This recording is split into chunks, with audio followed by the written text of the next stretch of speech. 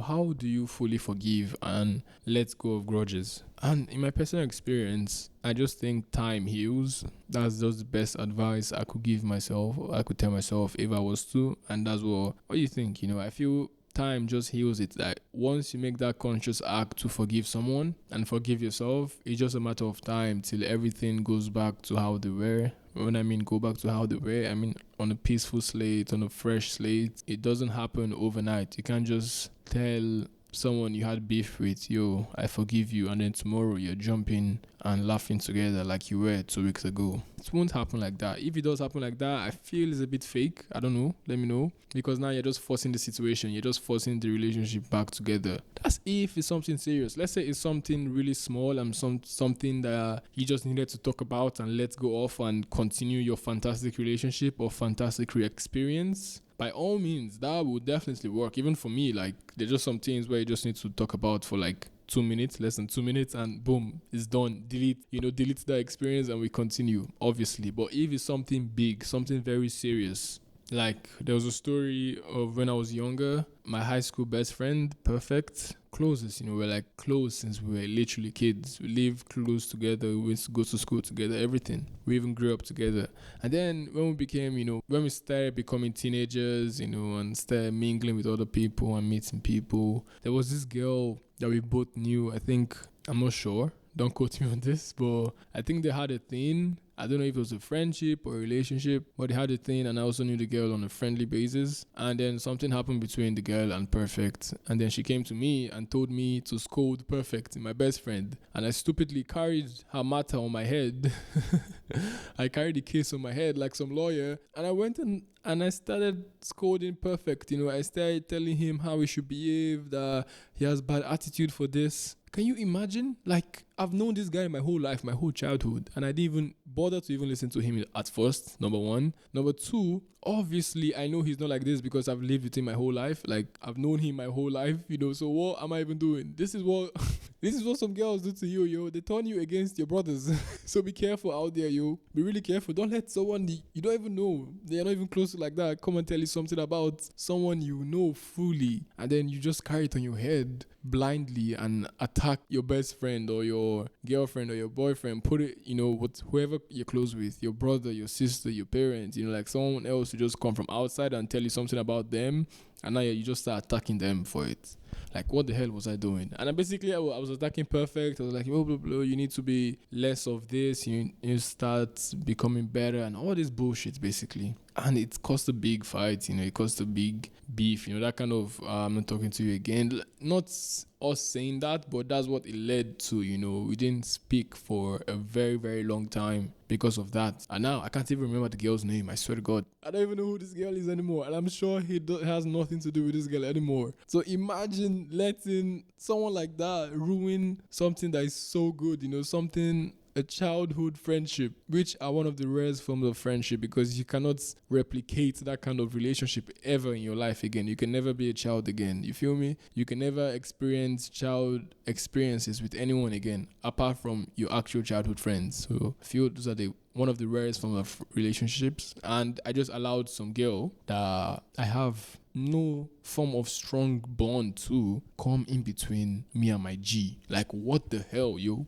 This applies to girls also. You don't allow some guy, some lover boy, some guy you're crushing on coming between you and your girls. You feel me? You can't do that. That's disrespectful to the relationship you guys had up to that moment, yo. Like, even if they fucked up, even if they messed up, stand by them, yo. It's you guys against the world. And then when you're alone in the room, you be like, yo, what's up? You kind of messed up, yeah, you should correct it, and do be like, yeah. But if in public you're not standing by them, even if they messed up, yo, it's for a fact. People are gonna mess up. Everyone messes up, including you, including me. If your closest people, your closest friends, your closest family won't stand by you even when you messed up, yeah, something isn't right there. You feel me? Even back when I was a kid, when my teachers would come tell my parents that I did something bad, they would not believe. They'd be like, yo, my son can't do this, yo. You know what I'm saying? My son would never do this. And they'll stand by me in school and make me feel so proud. And then when we get home, if I did it, they'll scold me, obviously. And if I didn't do it, yeah, thanks, pops, thanks, moms. I really felt good. You feel me? It makes your relationship stronger when you stand by your day ones, by your G's, by your brothers, by your family. no matter what they did. And then obviously the correctional process goes on in private, So it's always you guys against the world. Like, that's how to enjoy your relationships, That's how you become G's for life. Because now the trust will even grow better. You guys experience better things. And I'm not saying just allow your G to just do whatever because he's your G. Obviously, like I was saying, correct them, but correct them one-on-one. Speak to them on a personal level. If you can't speak to your girl or your guy or your brother or your friend on a very personal level, like one of you guys just sitting down and talking about some serious stuff for like 5 minutes, because obviously longer than that, it turns into counseling, and to hell with that.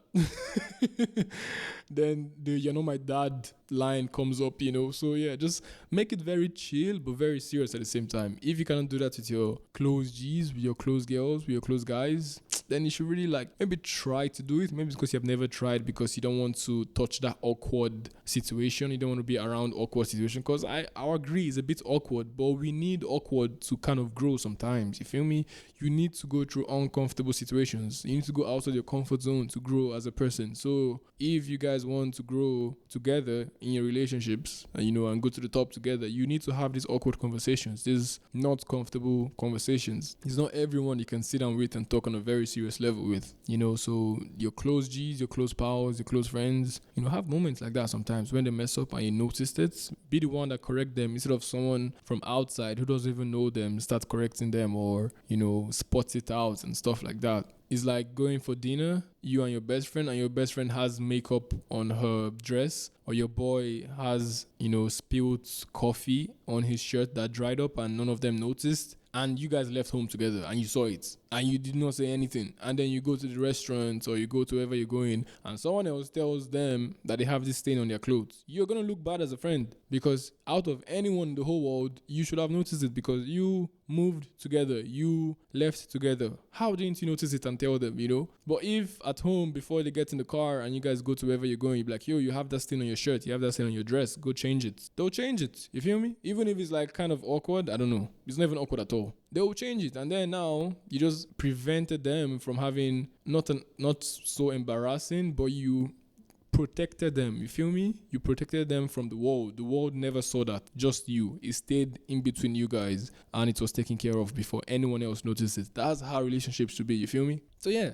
Oh my God, I've thrown away from the topic almost, but it's still connected. Like I was saying, it's time that actually helps with deep grudges, with deep unforgiveness, because once you have made that decision to forgive them internally yourself and forgive yourself, because when a misunderstanding happens, when miscommunications happens, is both sides that messed up. If you're kind of person that be like, oh, I'm completely right and they're completely wrong and they need to apologize to me, then you won't really keep most of relationships, because everyone has an ego, including that person that did something wrong. That person has an ego. He won't just completely 100% take the blame. He can take 80% of the blame.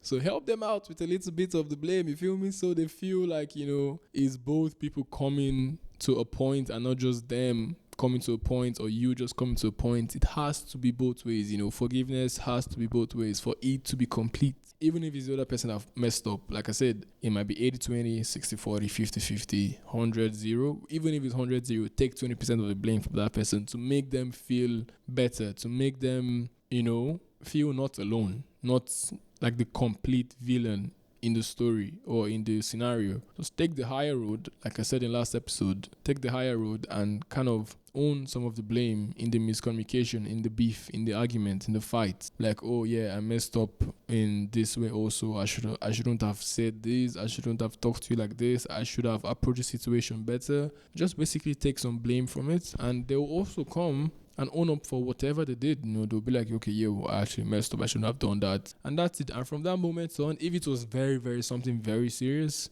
as long as you all keep the same energy you had before, like slowly but surely, everything is going to get fixed. Everything will be good. And by the time it gets fixed, to a comfortable level where where both of you are back on that vibe you were before all of that bullshit happened, it's gonna make the relationship stronger, because relationships get stronger after conflict. That's what tests the relationship, And with all my friends, with all my family, with all my best friends, all my brothers, all my close people, I've had some degree of conflict with them, but we're still good. You feel me? Even if it's something as little as disagreeing over a topic and stuff like that, but I have a level of conflict with everyone that's close to me. You need conflict to, I don't want to say, yes, I'll even say it. I think conflict is the glue in relationships. It is what keeps it together. If everything is just perfect, it's just going to be like one long glass that is just about to be broken, But conflict is a flexible glass with glue in between, you feel me? That's more hard to break. If you can analyze the kind of picture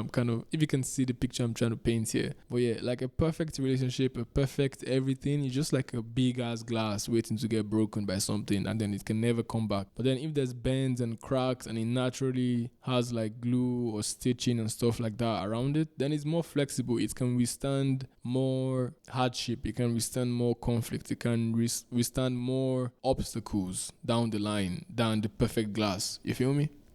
So, yep, that's my take on how to forgive. I hope you learned something from that. Let's move on to the next.